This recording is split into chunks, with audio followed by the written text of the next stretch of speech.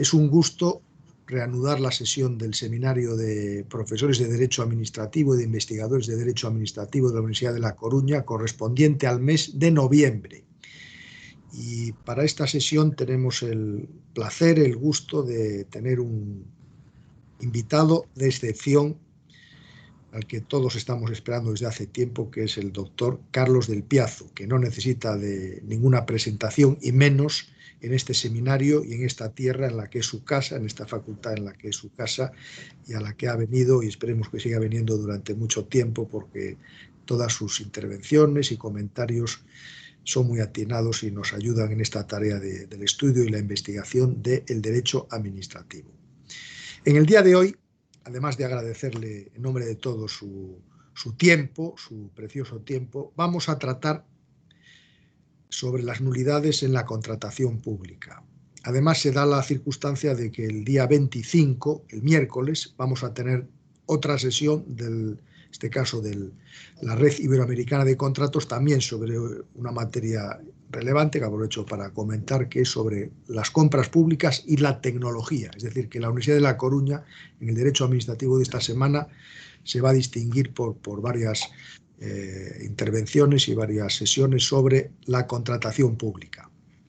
Mucho se ha debatido sobre las nulidades en los negocios jurídico-administrativos, en la actuación administrativa, en los actos. Ahora vamos a hablar de los contratos y pues hay muchos vicios que todos conocemos acerca de las cuestiones de forma, de las cuestiones materiales, de las nulidades de pleno derecho, las anulabilidades y otras manifestaciones también de la falta de confección adecuada de los contratos. El profesor del Piazo va a hablarnos durante media hora acerca de su visión de esta panorámica. Él viene de un ordenamiento que no tiene una regulación positiva como la que tenemos todos nosotros, o buena parte de nuestros países europeos y algunos americanos, y por eso pues tiene mucho más interés su exposición, porque seguro que nos va a ayudar a comprender mejor algunas causales de nulidad, bien de pleno derecho, bien como llamamos aquí relativas, o de supuestos de anulabilidad. Entonces, sin más preámbulos, Carlos, agradeciéndote tu generosidad y tu tiempo, cuando dispongas, tienes a tu disposición el micrófono. Muy buenas tardes para todos. Muchísimas gracias, Jaime, por esta invitación. Créanme que me gustaría muchísimo más estar allí, que viéndolos algunos en pequeños cuadritos y a otros instruyéndolos a través de sus iniciales, pero como dice un periodista conocido entre nosotros, esto es lo que hay.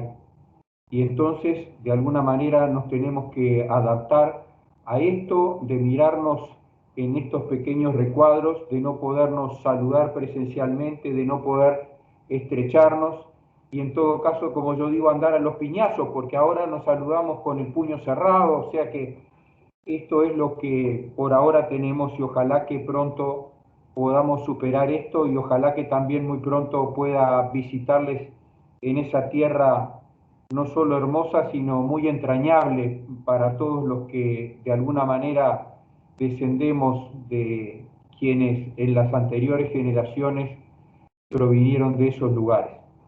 Como decía Jaime, el tema planteado para esta intervención es el de las nulidades contractuales en el derecho administrativo.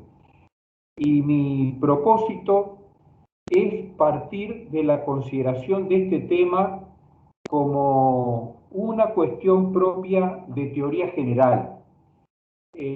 Yo, quizá por viejo, voy adquiriendo cierta convicción de que hay algunos temas, como el contrato, la responsabilidad, el dominio o propiedad, las nulidades, que no pueden ser apropiadas por una disciplina del derecho en particular, sino que de alguna forma hacen parte necesariamente de una teoría general, más allá de los matices o énfasis o particularidades que puedan presentar en cada una de las distintas ramas del derecho. Pero la raíz del fenómeno de las nulidades es siempre el mismo.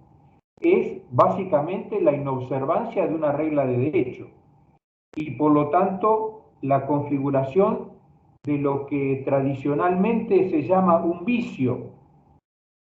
Y yo estuve haciendo alguna recopilación de autores de, bueno, a ver, ¿cómo llenamos de contenido la palabra vicio? Y así vemos que algunos dicen imperfección, otros insuficiencia. El gran Couture, maestro de todos, decía, es la violación o apartamiento de una regla. Jelsi Vidart, que fue un procesalista muy destacado, decano de la Facultad de Derecho de la Universidad de la República, y que hizo una tesis sobre la teoría de las nulidades en el derecho procesal, dice, el vicio es siempre un defecto, es decir, un estado de defecto que es necesario indagar cuáles son las consecuencias que derivan de ese estado. Y curiosamente acá en el Río de la Plata un enfoque algo diferente es el que hace el profesor Gordillo en la Argentina, cuando también, mirando a las nulidades desde una perspectiva de teoría general, dice, en realidad acá estamos en una relación entre dos conceptos, la relación en virtud de la cual el derecho objetivo, el derecho con mayúscula, asigna una determinada consecuencia jurídica frente a uno de esos eventos que hemos llamado vicios.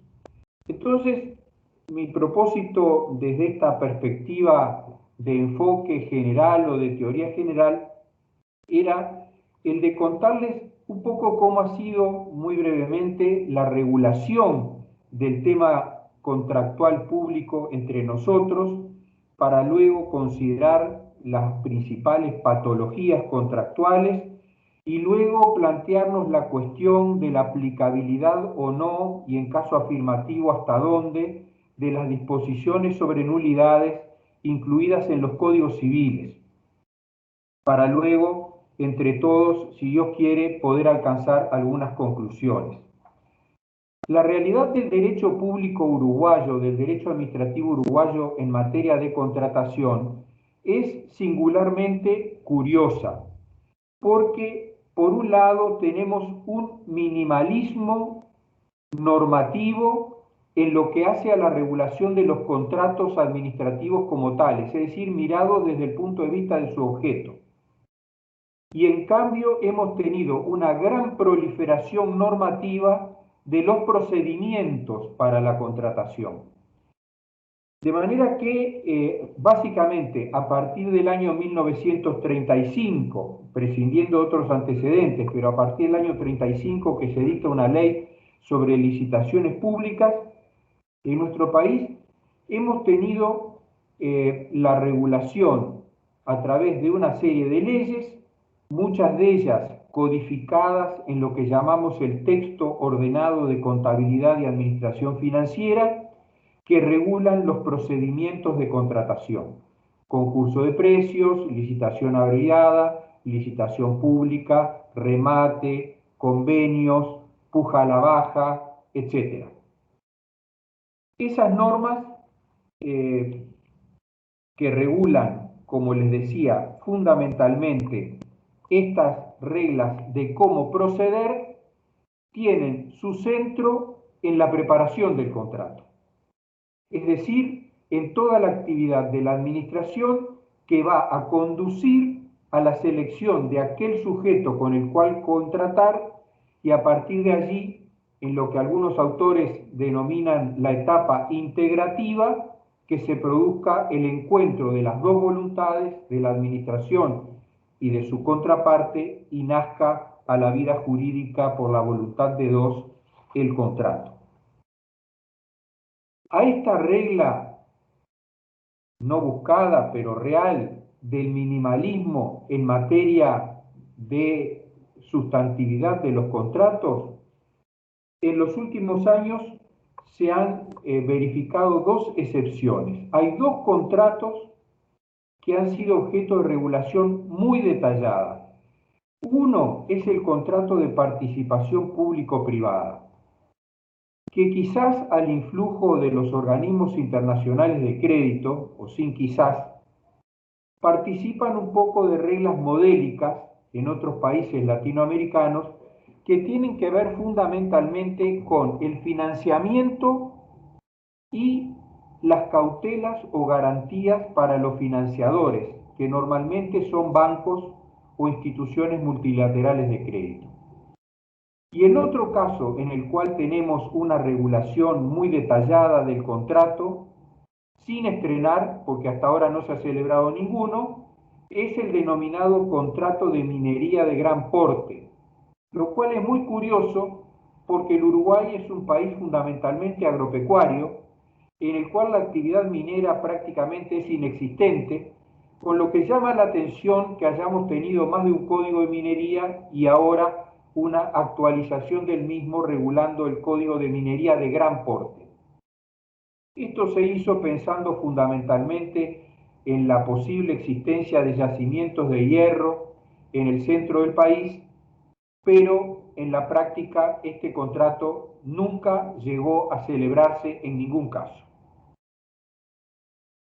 Ahora bien, vean ustedes que no solamente no tenemos reguladas las patologías contractuales, sino que tampoco tenemos regulado en sí los contratos de derecho público. Es decir, no tenemos una ley de contrato de obra pública, no tenemos una ley de contrato de suministros, no tenemos una ley de concesiones de obra pública, lo cual tiene por un lado virtudes y por otro lado problemas. Tiene virtudes porque le da a nuestro derecho positivo una enorme plasticidad en orden a que a través de los pliegos generales y particulares se puedan prever por la administración las reglas generales para la regulación de cada contrato en particular. Y tiene el inconveniente de la ausencia de una disciplina de carácter general en aspectos como este que estoy señalando de las nulidades. Ingresando en esto de las nulidades, evidentemente esos vicios, esas irregularidades, esas patologías pueden ocurrir en la etapa de preparación y en la etapa en la cual el contrato ya se celebró y está en ejecución. Las primeras en particular tienen mucho que ver con las nulidades de los actos administrativos, de los actos preparatorios del contrato, de los actos que la administración va emitiendo en el decurso de los procedimientos correspondientes para poder llegar a la adjudicación del contrato administrativo. Y los vicios contractuales muchas veces también derivan de actos en los cuales la administración, actuando unilateralmente, pretende incidir en esas reglas de derecho creadas por el contrato, es decir, que nacieron a la vida del derecho por la voluntad de al menos dos y que por lo tanto plantean la cuestión de hasta qué punto pueden ser modificadas, extinguidas o de alguna manera alteradas por la voluntad de una de las dos partes prescindiendo de la otra. En nuestro derecho, y quizás por esa realidad de la ausencia de una disciplina concreta sobre esta materia, los defectos o vicios son examinados en relación a los elementos fundamentales del contrato. El elemento subjetivo, el elemento objetivo, el elemento teleológico, el elemento formal. Cuando hablamos del elemento subjetivo, obviamente tenemos en el contrato dos partes, con lo cual evidentemente los vicios, los apartamientos, pueden referir tanto a la administración como al cocontratante.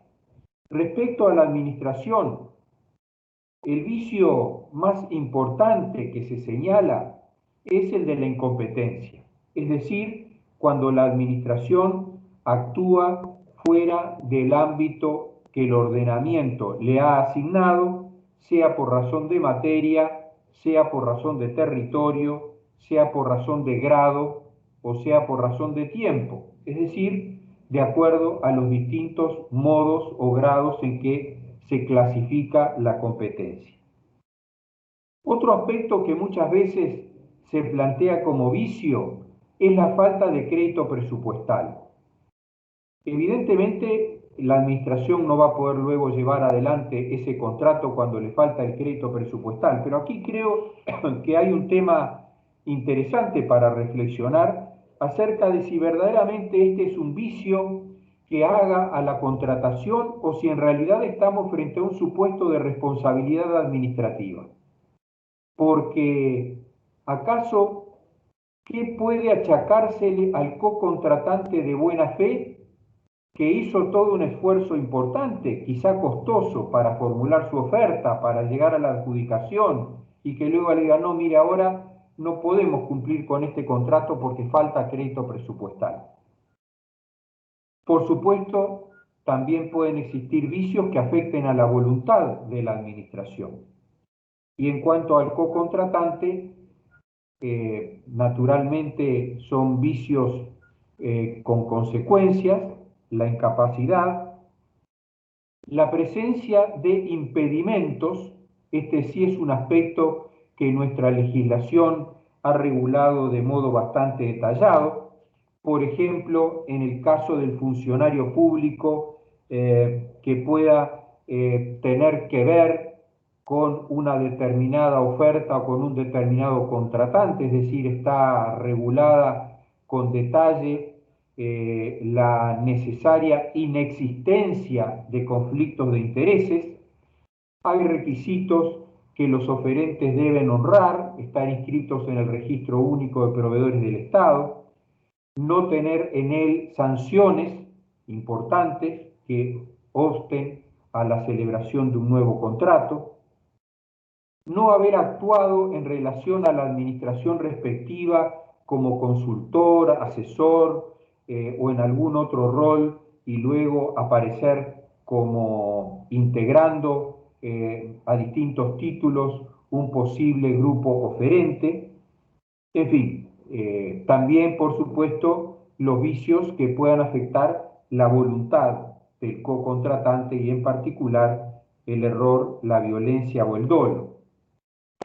En relación al elemento objetivo, la doctrina y la jurisprudencia contencioso-administrativa han individualizado como vicios referidos al contenido del contrato los que tienen que ver con que su objeto sea lícito, sea determinado, sea cierto y sea razonable. Muchas veces, en el caso de estos vicios, es necesaria la consideración de una gran casuística para determinar la trascendencia que esos vicios puedan llegar a tener sobre el objeto contractual o en la etapa previa sobre los actos que hacen al procedimiento que tiende a la contratación. En cuanto a los vicios del elemento teleológico, no hay mucho para señalar. Aquí, como en todos los países, está muy desarrollada la doctrina y la aplicación de la desviación de poder, y es fundamentalmente este el vicio invalidante de los contratos cuando hay una afectación del elemento fin. En cuanto al elemento formal, bueno, aquí es larga la lista de posibles vicios.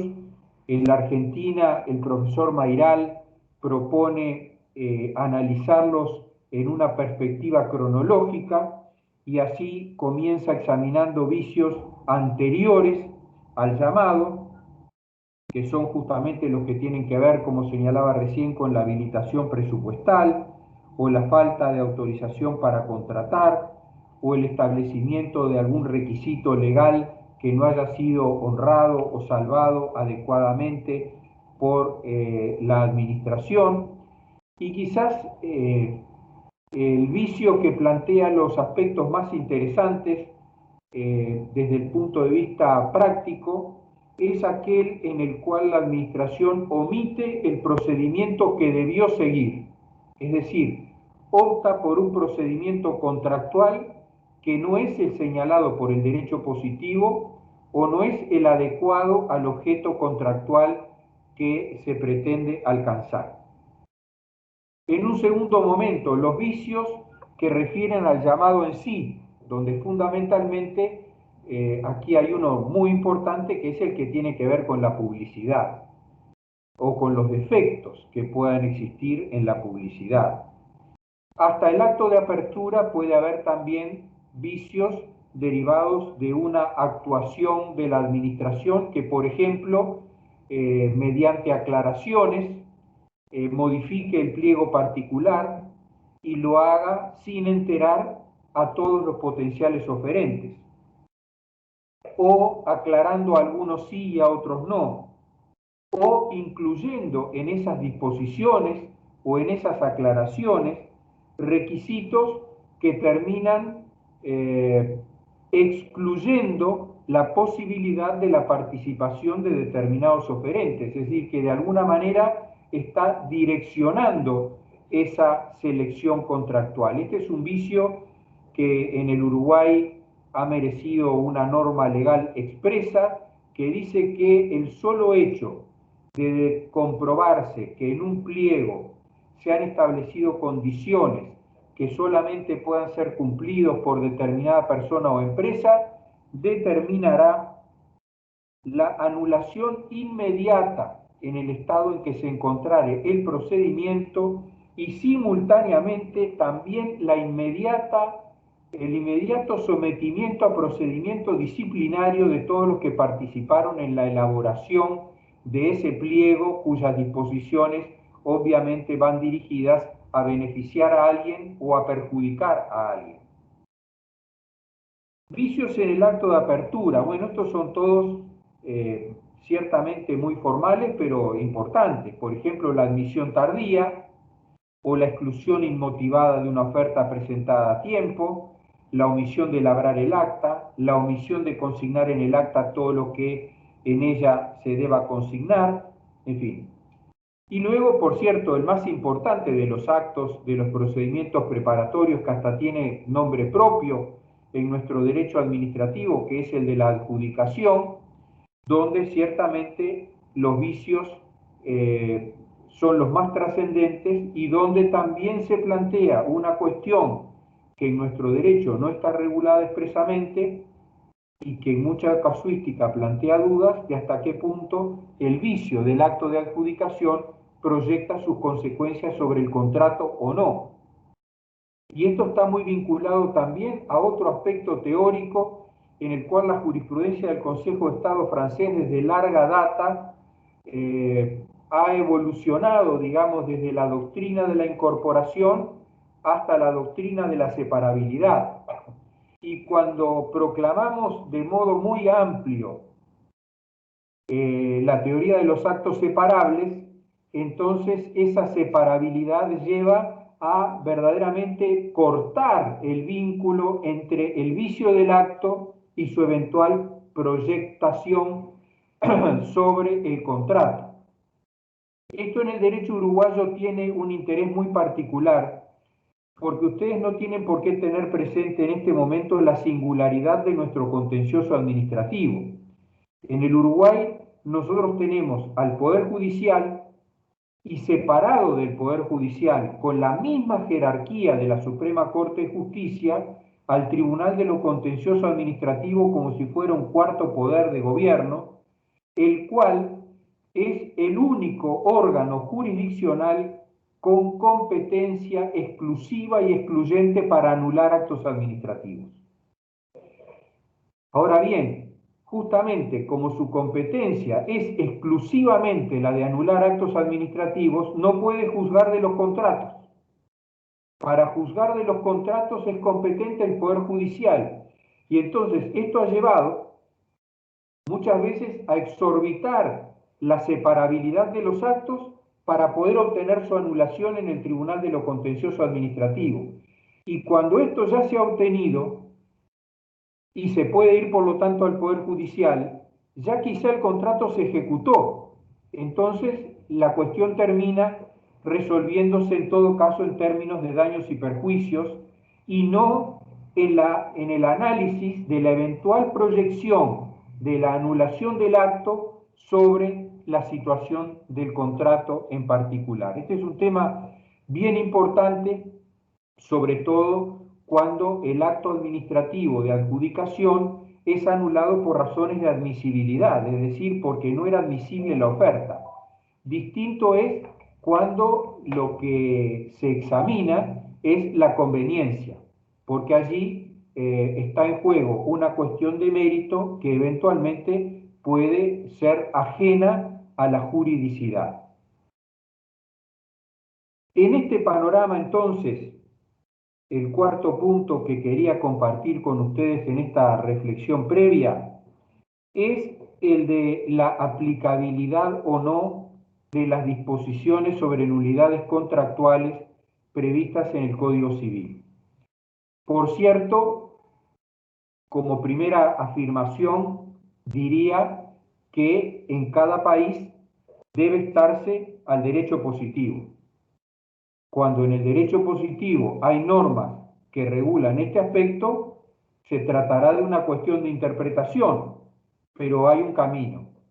En cambio, la cuestión adquiere otra tonalidad cuando, como ocurre entre nosotros, falta una disposición, falta además un tratamiento específico de las nulidades en el ámbito del derecho público, y entonces la pregunta que en perspectiva teórica legítimamente nos podemos hacer es: dado que no tengo una disciplina de las nulidades de derecho administrativo, ¿puedo directamente, a falta de normas, tomar las del Código Civil y aplicarlas en el ámbito de la contratación administrativa?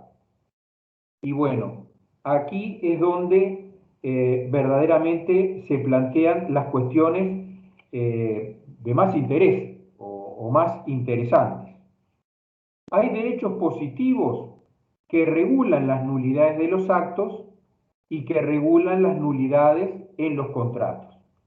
En el derecho argentino, por ejemplo, que para nosotros es interesante por razón de cercanía, la Ley de Procedimientos Administrativos distingue entre los actos absolutamente nulos, y hace una enumeración, y aquellos actos de nulidad relativa, es decir, que son susceptibles de anulación.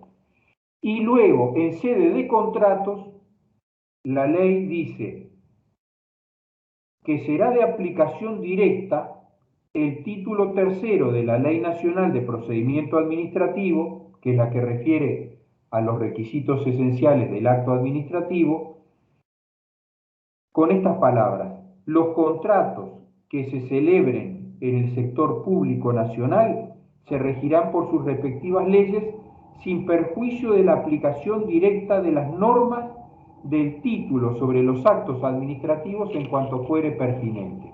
Es decir, que las nulidades absolutas y las nulidades relativas previstas en la Ley de Procedimiento para los actos son traspolables al ámbito de la administración en sede contractual. Y por lo tanto acá tenemos el doble criterio de la nulidad absoluta y de la nulidad relativa, que además ordinariamente es la bipartición que contienen los códigos civiles de nuestros países, por lo menos los de la influencia, los dictados bajo la influencia de Andrés Bello, Acevedo, Narvaja, etc. En España, bueno, acá siempre uno se pone en dificultades cuando está hablando con colegas especialistas, y uno incluso hasta puede tener la duda de si está manejando la disposición vigente, pero cuando nosotros miramos a la Ley de Procedimientos Administrativos, vemos que efectivamente se dice: los actos de las administraciones públicas son nulos de pleno derecho, es decir, no hay duda, nulidad absoluta, en los supuestos que se indican. Y luego, en el artículo siguiente, y ya era así en las leyes anteriores, son anulables los actos que incurran en las infracciones, y otra vez tenemos una enumeración. Y cuando trasladamos la cuestión al ámbito de los contratos, en la Ley de Contratos del Sector Público se dice: son causas de nulidad de derecho administrativo las indicadas en el artículo 47 de la Ley de Procedimiento Administrativo, es decir, nulidad absoluta. y luego serán igualmente nulos de pleno derecho, o sea que está ratificando que en el párrafo primero, cuando habla de nulidades de derecho administrativo, son nulidades absolutas, y una larga enumeración que obviamente no voy a leer, aunque después capaz que en el intercambio hay algunos de los literales que vale la pena profundizar en ellos. Y en el artículo siguiente dice, son causas de anulabilidad del derecho administrativo las demás infracciones al ordenamiento jurídico, y otra vez una remisión al artículo 48 de la Ley de Procedimientos para referir a aquellos actos que son susceptibles de ser anulados. Y un artículo expreso que dice, la invalidez de los contratos por causas reconocidas en el derecho civil.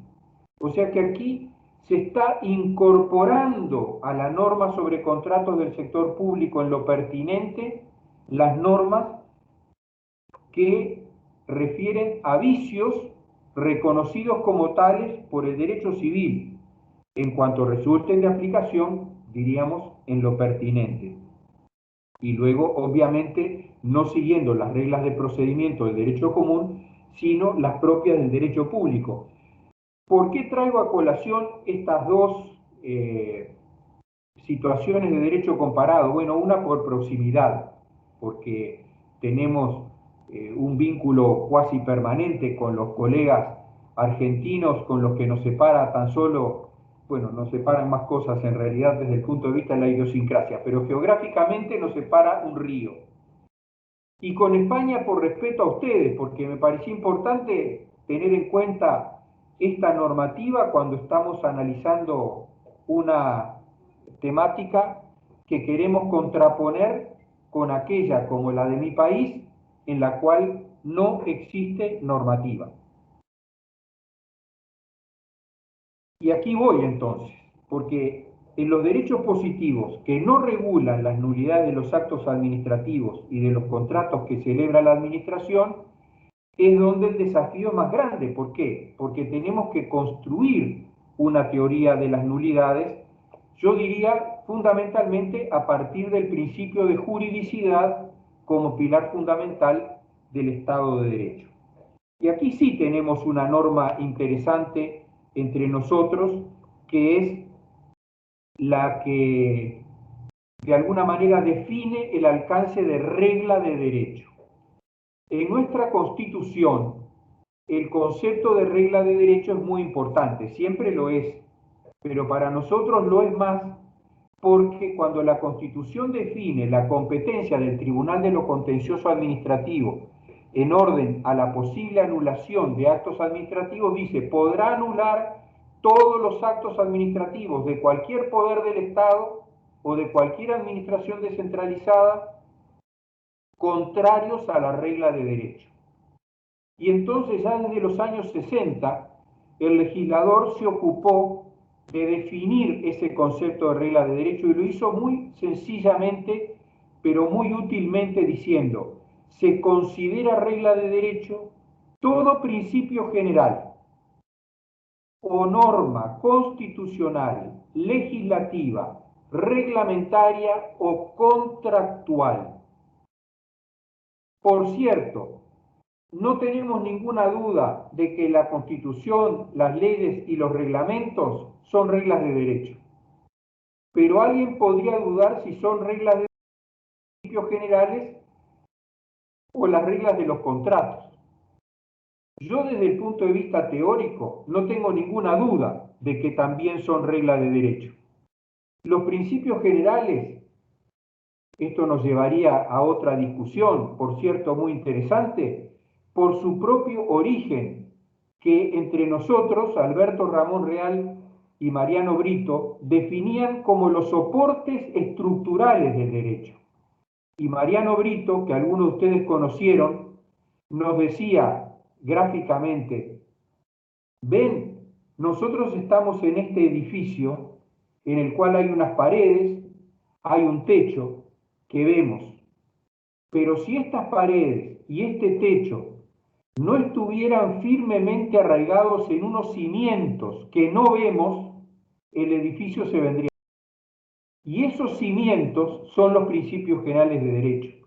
Y por lo tanto, regla de derecho con la particularidad de que no están escritos, aunque muchas veces es bueno que el legislador, con finalidad fundamentalmente pedagógica, los enuncie, porque no los puede definir. Si el legislador define los principios, siempre los limita.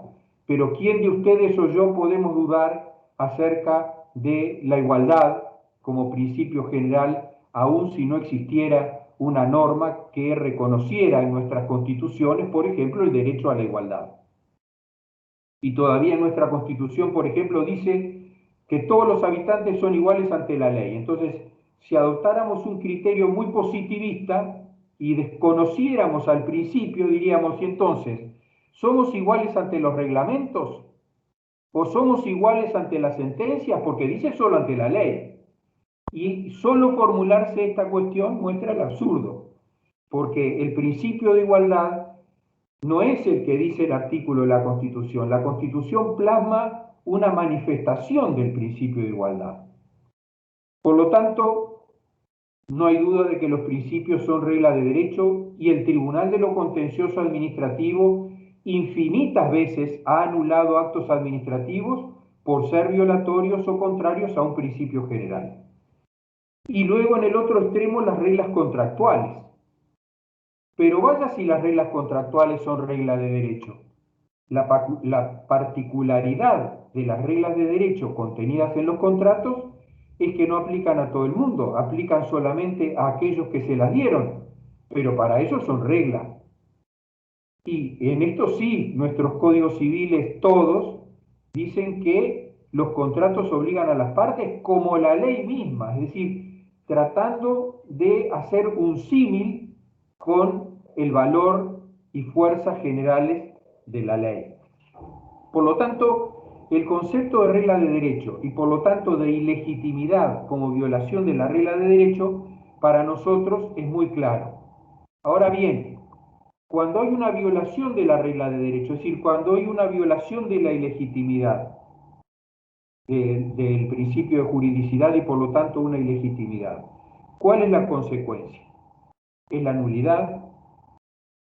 Pueden ser distintos efectos a los que el acto o el contrato originalmente había previsto. Pueden ser efectos en parte legítimos y en parte ilegítimos, o legítimos pero precarios, y en el orden lógico la multiplicación de consecuencias es muy grande. Por eso acá se plantea para países como el mío otra cuestión, que es el de los grados de gravedad de los vicios cuando hay ilegitimidad. Y entonces, en general parecería en nuestro derecho que en vez de distinguir entre nulidad absoluta y anulabilidad, la regla general parecería ser la de la anulabilidad. Y les pongo un ejemplo. Supongan que se dicta un acto administrativo disponiendo un contrato por un órgano manifiestamente incompetente. Pero ese acto, que de acuerdo a la legislación argentina o española y al sentido común sería absolutamente nulo, resulta que produce todos sus efectos y el contrato se celebra, etcétera, etcétera. ¿Y cuándo ese vicio va a ser apreciado por la justicia? Cuando se pueda llegar a ella luego de agotar la vía administrativa. Y entonces el pronunciamiento jurisdiccional va a ser siempre de anulación. Cualquiera sea la intensidad de ese vicio, en tanto merite la anulación. Nuestro Tribunal de lo Contencioso Administrativo en esto ha dicho, sí, puede haber distintos grados de gravedad de la ilegitimidad, pero algunos de ellos son subsanables y pueden ser subsanados. Otros no pueden ser subsanados, pero aún en los casos de máxima gravedad, por ejemplo, nuestro Tribunal de lo Contencioso Administrativo ha negado la teoría del acto inexistente, porque dice, bueno, podrá estar afectado de un gravísimo vicio, pero en función de la ejecutividad y de que ha producido efectos, no podemos decir que sea inexistente, más allá de la gravedad del vicio que motive su anulabilidad. Y aquí hay una cuestión de interés cuando nos planteamos la aplicabilidad del Código Civil, porque nuestro Código Civil, como casi todos los códigos civiles, distingue entre la nulidad absoluta o de pleno derecho y la nulidad relativa o nulidad relativamente subsanable. Y entre nosotros, si bien doctrina y jurisprudencia distinguen grados de gravedad, en realidad la verdadera clasificación de interés es la de vicios subsanables y no subsanables.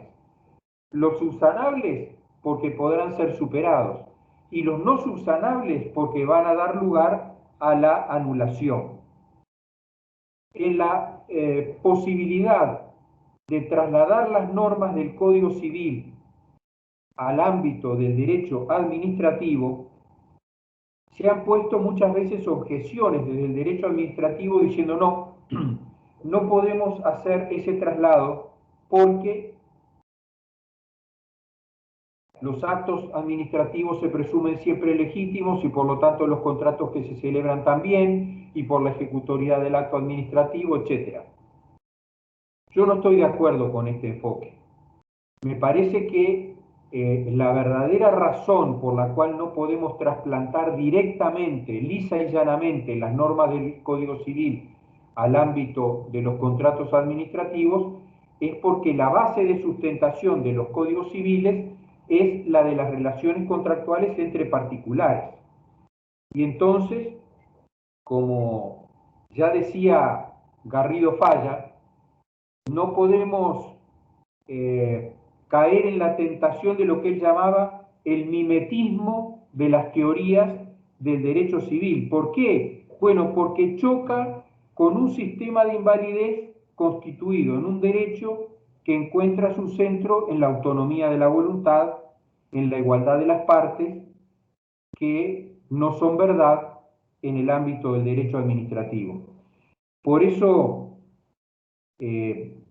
yo creo que podemos tomar normas del Código Civil, pero con pinzas y respecto a aquellas en las cuales el Código Civil recoge soluciones principiales. Cuando el Código Civil dice que el contrato obliga a las partes como la ley misma, por cierto, eso no obliga solamente en el área de los contratos civiles, también obliga en el ámbito de los contratos comerciales, de los contratos laborales y de los contratos en el ámbito del derecho administrativo. ¿Por qué? Porque ahí el Código Civil no está refiriéndose a los contratos civiles, se está refiriendo al instituto contrato que yo intentaba ubicar en el principio de esta exposición en el ámbito de la teoría general. Como el tiempo va pasando rápidamente, voy a hacer caso omiso de una serie de sentencias que yo había seleccionado. Y me voy a limitar a mencionar solamente algunas que han acudido al Código Civil para resolver justamente problemas en el ámbito de los contratos administrativos. En algunos casos, justamente trayendo al ámbito del derecho administrativo soluciones principiales del Código Civil, como por ejemplo el mencionado principio de igualdad, o el principio de razonabilidad, o el principio de concurrencia. Sin duda, el principio de buena fe. Nadie podría pensar que solo los contratos civiles deben celebrarse y ejecutarse de buena fe. Esta es una regla que está en el Código Civil, pero que obviamente alcanza a todos los contratos. Y otros dos grandes temas en los cuales nuestra jurisprudencia ha acudido a las reglas del Código Civil son en lo que tiene que ver con la responsabilidad, tanto precontractual como contractual, como en lo que tiene que ver con las reglas de interpretación de los contratos, en las cuales precisamente los tribunales de derecho público acuden a las reglas tengo acá varias sentencias en las cuales se acude a las reglas contenidas en el Código Civil. Para redondear esta exposición y poder dialogar con ustedes, que seguramente va a ser por lo menos lo más útil para mí, yo creo que tenemos que pensar en la construcción de una teoría de las nulidades de derecho público, que no debería actuar como un elemento inhibitorio la realidad de aquellos países que tienen disposiciones concretas, porque muchas veces vemos que la casuística desborda esas disposiciones concretas. Y respecto a aquellos países como el mío, donde no hay disposiciones que regulen el tema, la construcción de esta teoría general reviste una importancia mayor todavía. En segundo lugar, y para la construcción de esta teoría, creo que en los códigos civiles encontramos la explicitación de muchas reglas que son la traducción de principios generales y por lo tanto podemos hacer caudal de ellas porque no son regulatorias en particular de los contratos civiles, sino del fenómeno contractual con carácter general. Quiero confesarles que, de veras y muy sinceramente, que soy muy consciente de las dificultades que tiene este tema. Y en modo alguno creo tener respuesta para todas las preguntas que los operadores del derecho nos podamos plantear. Pero tengo la convicción de que si avanzamos en el camino de la construcción de una teoría general de las nulidades, habremos dado un paso significativo en el fortalecimiento del Estado de Derecho, porque tendremos como focos iluminadores que nos permitan, dentro de ese haz de luz, resolver los problemas prácticos que se plantean. Y concluyo, sin que esto signifique una excusa, haciendo presente al maestro Enrique Sayagues Lazo, que fue el maestro de todos en el derecho administrativo uruguayo. Yo no lo conocí por razón de edad, pero su enseñanza, sus libros, han dejado impronta en todas las generaciones de administrativistas y jueces uruguayos. Y el maestro Enrique Sayagues Lazo, que escribió su Tratado de Derecho Administrativo en la década del 50, no habló de nulidades ni en sede de acto ni en sede de contratos, a pesar de que su tratado es exhaustivo.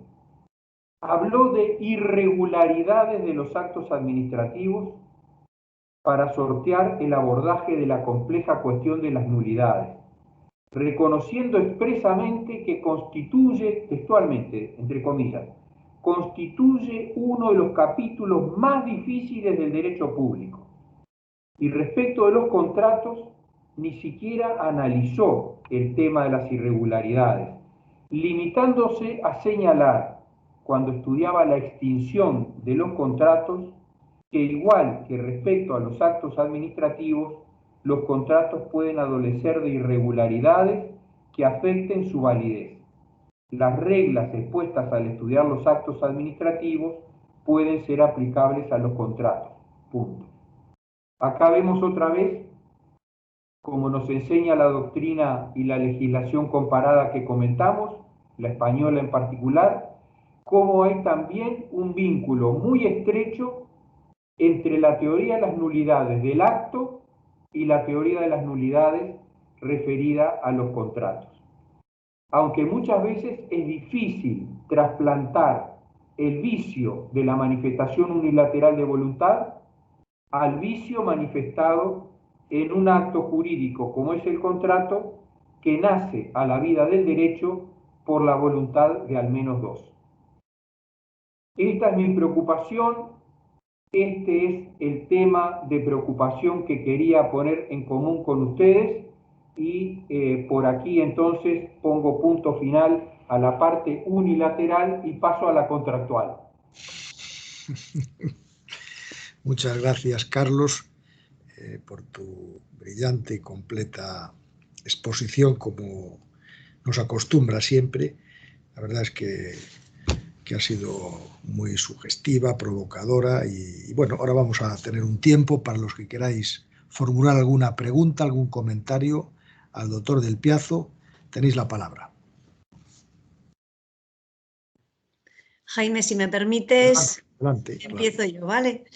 Vale. Carlos, me ha encantado todo lo que has dicho, ha sido clarísimo. Estamos muy acostumbrados a tu modo de explicar las instituciones más complejas, pero además muy sugerente porque realmente también es un debate abierto en España, ¿eh? El debate sobre la teoría de las nulidades y sobre todo los efectos, ¿no?, de la nulidad que se han venido tratando, bueno, pues a lo largo de décadas por el Tribunal Supremo. Nuestra jurisprudencia ha tratado de atenuar bueno, pues quizá la aplicación rigurosa de las reglas de la nulidad, pues utilizando argumentaciones muy diversas, muchas veces invocando principios como el principio teleológico, no declarar la nulidad de actos, normas, contratos, cuando el resultado o la finalidad, por ejemplo, del trámite procedimental se ha visto cumplida, o, por ejemplo, el principio de proporcionalidad o de razonabilidad, cuando, bueno, los efectos de la nulidad, bueno, pues serían excesivos o desproporcionados.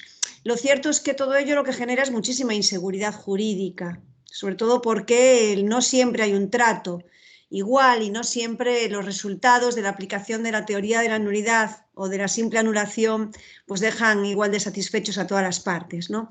En realidad nuestro sistema contractual ha minorado un poco los efectos de la nulidad porque se ha creado un recurso especial ante el Tribunal Administrativo de Contratación, un tribunal central, otras veces tribunales regionales, que provocan muchas veces la suspensión automática de los procedimientos que son recurridos.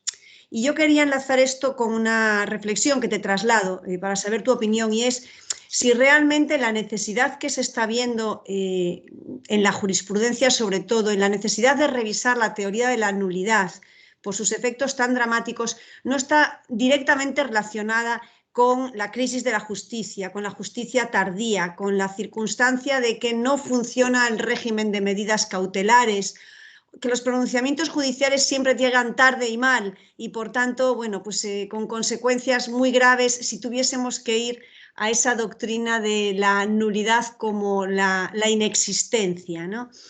Yo no sé si a lo mejor todas estas fórmulas que se articulan en nuestros tribunales, en el Tribunal Supremo, son siempre una forma de mitigar los efectos de una justicia que no actúa cuando tiene que actuar. Lo cierto es que desde que se creó el recurso contractual administrativo, con efectos suspensivos porque Europa lo exigió, la Unión Europea lo exigió, con la finalidad de, bueno, de que no llegase a ser adjudicatario quien no reuniese, por ejemplo, las condiciones, o que no tuviese que anularse un contrato cuando ya se habían consumado sus efectos. La creación del recurso, digo, con carácter suspensivo automático, ha hecho mucho menos dolorosa la aplicación de la teoría de las nulidades contractuales. Y se percibe menos dramatismo en declarar la nulidad de un contrato cuando todavía no ha llegado ni siquiera a formalizarse y, por supuesto, cuando no ha llegado a desplegar sus efectos. A mí me hace pensar que cuando se cuestiona la nulidad de la norma, la nulidad del acto y la nulidad del contrato por los dramáticos efectos que produce, en realidad es que estamos partiendo de la base de que nuestra justicia es la que es y que vamos a tener una sentencia que nunca llegará a tiempo y unas medidas cautelares manifiestamente insuficientes. Era mi reflexión, que creo que, bueno, que aporta algo al debate, y sobre todo también con Jaime aquí presente, que es un experto, ¿no?, en medidas cautelares y en su funcionamiento en España. Muy bien, Marta. La verdad, bien interesante lo que estás diciendo y muy complementario. A mí me gustaría, en relación a tus reflexiones, agregar los siguientes elementos también de reflexión en voz alta. Primero, me parece muy importante lo que tú señalabas de la trascendencia. Aquí también los jueces y la doctrina nos hemos preocupado de lo que llamamos materialidad o significatividad del vicio, del apartamiento. Y ha ocurrido algo parecido a lo que acontece en el derecho penal cuando los jueces penales hablan de la bagatela, es decir, cuando efectivamente hay un comportamiento que violó la norma penal, que encuadra en la figura del delito, pero que por su intrascendencia no justifica la aplicación de la pena. Y en materia de trascendencia de los vicios determinantes de lo que para mí es la anulabilidad, porque creo que en esto de la trascendencia, Marta, no sé qué les parece a ustedes, pero también vemos cierta, perdónenme, no lo tomen como una falta de respeto, pero una cierta intrascendencia práctica de la distinción entre nulidad absoluta y nulidad relativa, porque al final lo único que importa es si va a haber una sentencia de anulabilidad o no, y mientras esa sentencia no recae, ese acto o ese contrato que es inexistente, que es absolutamente nulo o que es relativamente nulo, está desplegando sus efectos al punto de que en el caso de los contratos muchas veces cuando sale la sentencia, y por eso ahora voy al segundo tema que tú planteabas, que es el del tiempo, es que ya solo cabe recuperar daños y perjuicios, porque el contrato se ejecutó plenamente. Y esto me lleva a lo de la suspensión. En nuestro país, para poder acudir a la justicia contencioso administrativa respecto a los actos administrativos, primero hay que agotar la vía administrativa mediante la interposición de los recursos administrativos que correspondan respecto a ese acto. Y en materia contractual, cuando se trata de un procedimiento competitivo, la sola interposición del recurso determina la suspensión de la ejecución del acto. ¿Qué es lo que se pretende con esto? Que la administración no avance en un camino en el cual puede caer en un supuesto de responsabilidad o terminar celebrando un contrato viciado. Entonces, la solución de principio no es con carácter general para los recursos, sino para los recursos que se interponen en los procedimientos de contratación, hay efecto suspensivo. Y la administración solamente puede levantar ese efecto suspensivo cuando medien graves razones de urgencia, etcétera, etcétera, que le hagan imposible prolongar esa situación de suspensión. Supongan ahora que se tratara de comprar vacunas y que en el procedimiento de la licitación se incurre en una brutal irregularidad y alguien recurre, bueno, pero la vacuna hay que aplicarla igual. Entonces, probablemente en este ejemplo podría fundarse válidamente el levantamiento del efecto suspensivo, pero opera como solución de principio. Recurro, se paró todo. Y esto tiene que ver con el otro punto que tú planteabas, Marta, que es el de las medidas cautelares. Hace muchos años que vengo escribiendo en la línea de la enseñanza de Jaime y de otros sobre la necesaria amplitud de las medidas cautelares en el ámbito del derecho administrativo. Y nosotros tenemos regulada exclusivamente una medida cautelar, que es la de la suspensión del acto administrativo, que a veces demora tanto que cuando recae la sentencia de suspensión, y bueno, ya no se puede hacer nada. Ya en todo caso habrá que ver si se pueden o no reclamar daños. Esto en materia contractual y fuera de la materia contractual. Entonces, otras medidas como medidas no innovativas o de otra naturaleza, ciertamente son muy importantes en relación a una constructiva, en el sentido de positiva, teoría de las nulidades, porque nos permiten andar con paso más tranquilo en el análisis de cada caso concreto que se vaya planteando. Muchas gracias, Carlos. Veo que Rafael Dixon, que también está con nosotros y a quien saludo, ha pedido la palabra. Rafael, adelante. Sí, gracias. Antes que nada, felicitarlo como siempre, profesor Del Piazzo, y gusto saludarlos a todos desde acá, República Dominicana. Me parece interesantísimo tema y actualmente nosotros estamos viviendo en nuestro país algunas cuestiones con contratos administrativos. Y quería comentar algo brevemente y ver el parecer del grupo. Lo primero es que creo que estoy de acuerdo con el efecto, es decir, cuál va a ser el efecto de la nulidad, obviamente, en cualquiera de sus formas es la sanción más drástica en el ámbito contractual que existe. Es decir, que en materia administrativa, ¿cuál sería la amplitud de efecto? Y yo me centro en aquellos contratos que ya se encuentren en ejecución, porque a través de los recursos administrativos y del recurso especial que existe en España, pues esa situación se disminuye. Pero cuando existen contratos ya ejecutados o en una parte de ejecución, ¿cuál es ese efecto? Porque hablar de nulidad, volver hacia atrás todo como existía, es prácticamente imposible. Yo creo que más que hablar de una nulidad, de una teoría de nulidad concreta, sería una terminación por irregularidad, una primera idea. El segundo elemento es el procedimiento a seguir en esos casos en el ámbito contractual. ¿Sería seguir el procedimiento establecido en el contrato, que por lo general tiene disposiciones para terminación, o podemos hablar de un procedimiento, en el caso dominicano no existe, un procedimiento administrativo para la terminación por causas, vamos a llamarle, de irregularidad? Sí, ese procedimiento obviamente debe seguir los principios generales del debido procedimiento administrativo. Y en esa última línea, lo que comentaba recientemente la profesora Marta, y usted también comentó sobre las medidas cautelar. ¿Esa medida cautelar la pudiera adoptar la propia administración o tendría que ser una medida cautelar jurisdiccional? Evidentemente por la efectividad. Cuando estamos alegando una violación al interés general, yo creo que la administración pública debería poder tener, basado en el principio de autotutela y todo lo demás, poder suspender, por lo menos en el ámbito temporal, hasta que un tribunal se pronuncie, la ejecución de los efectos, para evitar incluso más pérdidas económicas al agente privado, pero también para evitar mayores perjuicios al interés público. Entonces, ver qué opinan ustedes sobre estas tres ideas. Muchas gracias.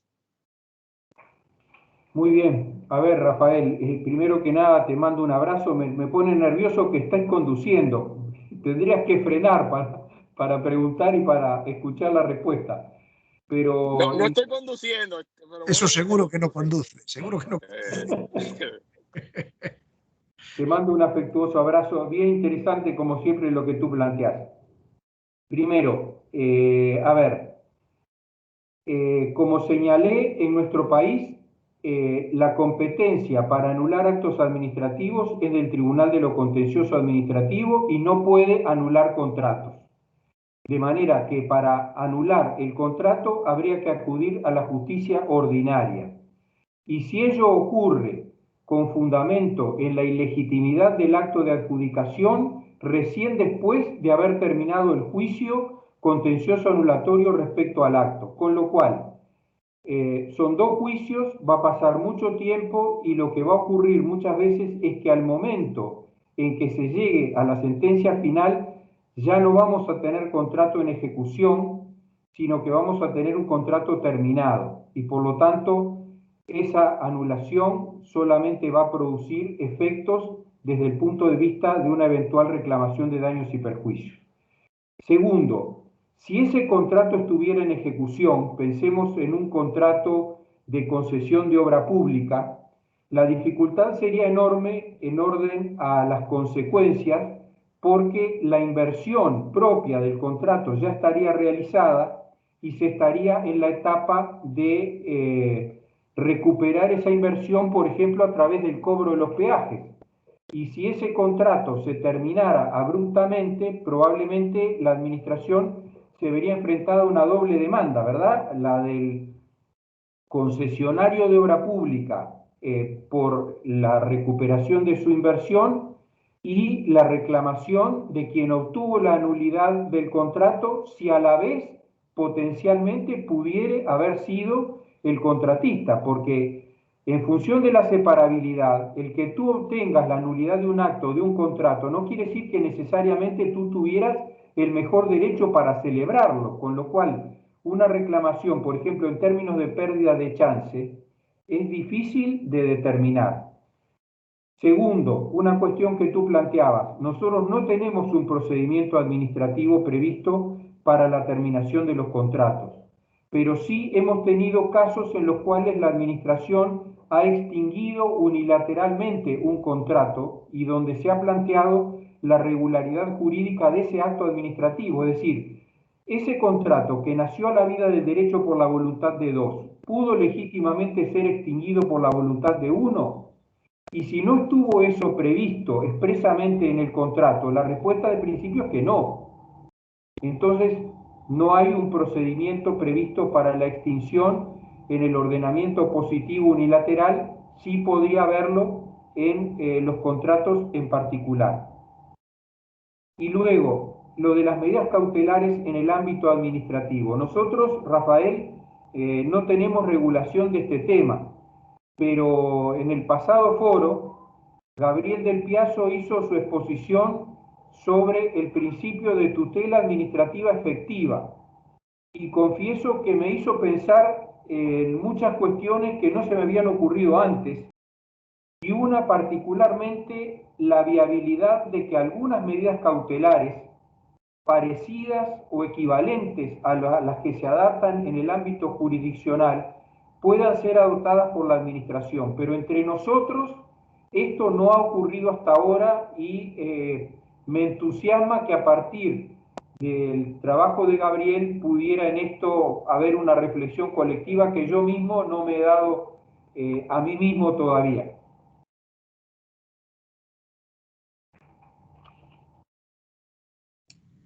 Muchas gracias, Carlos. Más comentarios, más intervenciones.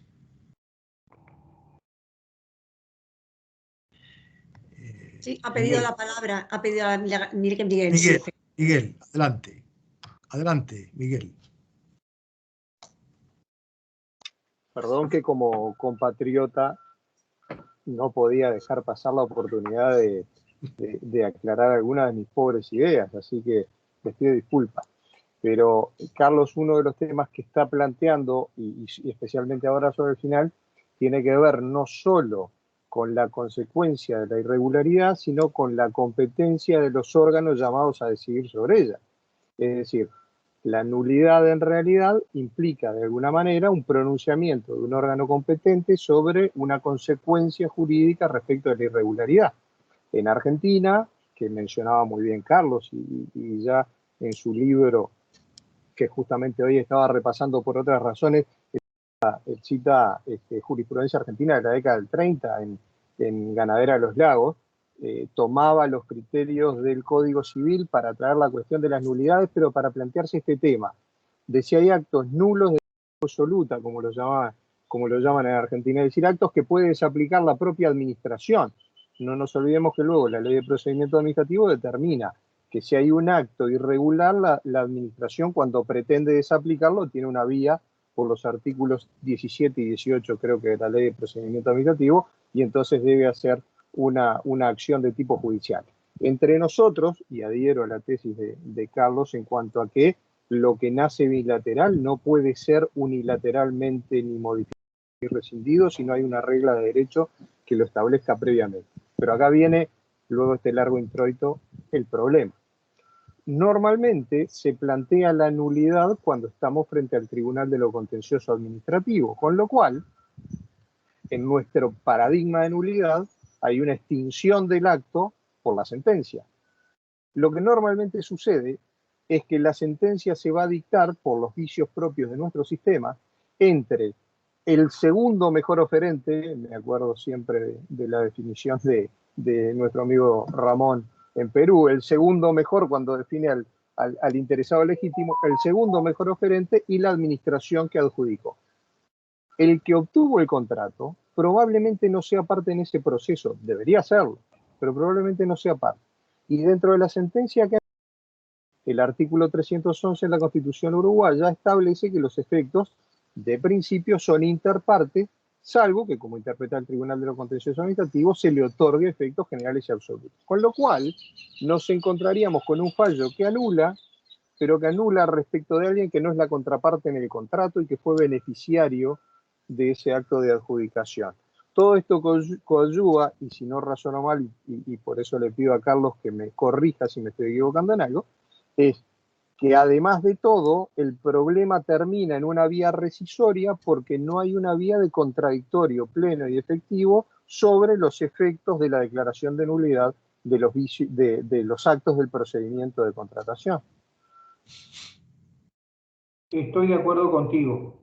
Estoy de acuerdo contigo y me parece que a partir del reconocimiento amplio que el decreto de ley orgánico del Tribunal de lo Contencioso hace de los actos separables, eso lleva justamente a que la consecuencia no sea clara, nítida y linealmente la nulidad del contrato, sino o la responsabilidad de la administración o la rescisión del contrato en lo que estuviera vigente, etcétera. Pero coincido con tu inquietud y me parece que efectivamente esa es la situación.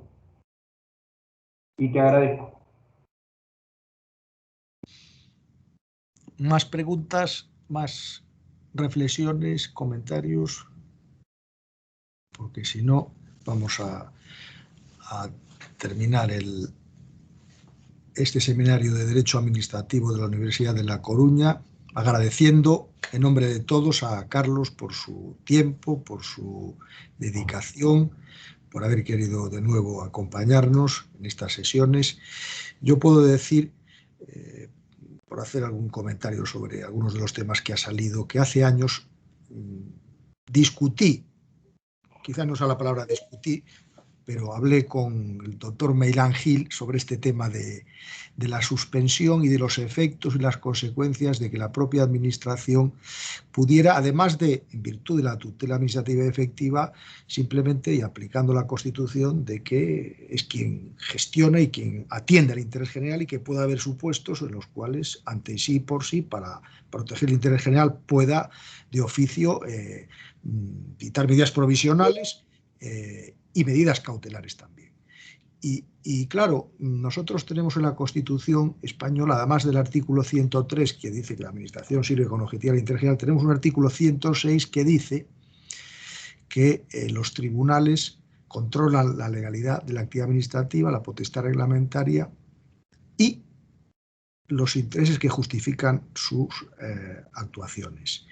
Y como ustedes saben, toda la teoría de la tutela administrativa efectiva trae causa de la construcción dogmática de la tutela judicial efectiva. Y bueno, pues yo creo que Gabriel va en la buena línea. Yo sí esto lo tengo claro desde hace tiempo y creo que si no puede la administración pública de una forma razonada proteger y defender el interés general en la vía administrativa, pues veo que nadie lo va a poder hacer. Con lo cual creo que es una buena explicación y como de tal palo, tal astilla, va por buen camino. Entonces, bueno, pues damos por terminado este seminario del día de hoy. A todos, muchas gracias por vuestra presencia y simplemente anunciaros que el del mes de diciembre será el día 14, lunes 14 de diciembre, y tendremos invitado a un profesor de Derecho Constitucional de la Universidad de Valencia, Lorenzo Cotino, que nos va a hablar sobre la transparencia en el derecho administrativo, materia que está a caballo entre el derecho constitucional y el derecho administrativo y que ahora en tiempos de pandemia está de palpitante y rabiosa actualidad. Por lo tanto, muchas gracias por vuestra presencia y hasta el día 14, si Dios quiere. Un abrazo para todos. Adiós. Bueno, muchas gracias y un gran gusto. Carlos, a la distancia, un abrazo afectuosísimo para todos y cada uno. Adiós a todos. Adiós, muchas gracias. Chao, chao. Gracias. Adiós, Saludos. adiós, adiós, adiós, adiós.